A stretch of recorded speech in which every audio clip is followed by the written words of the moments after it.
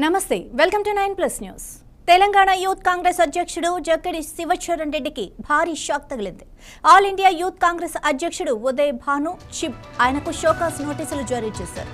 ఒక సీనియర్ మహిళా కాంగ్రెస్ నాయకురాలిపై పలువురు సంఘాలు ఇతర నాయకులపై అనుచిత వ్యాఖ్యలు చేసినట్టుగా తమ దృష్టికి వచ్చిందని ఆ నోటీసులో స్పష్టం చేశారు. ఈ విషయంలో 2 రోజుల్లో లిఖితపూర్వక సమాధానం ఇవ్వాలని శివచరణ్ రెడ్డిని చిప్ ఆదేశించారు.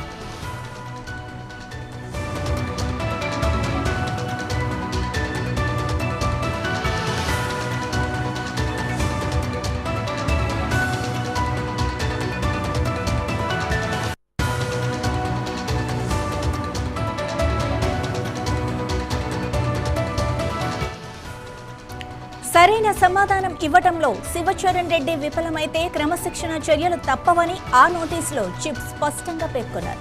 ఈ పరిణామం రాష్ట్ర రాజకీయాల్లో తీవ్ర చర్చకు దారితీసింది.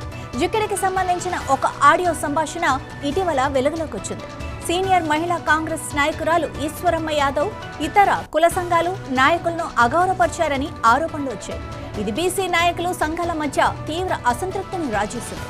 అయితే నకిలీ ఆడియో సృష్టించి తనపై రాజకీయ కుట్ర చేస్తున్నారని శివచరణ్ రెడ్డి వాపోయారు.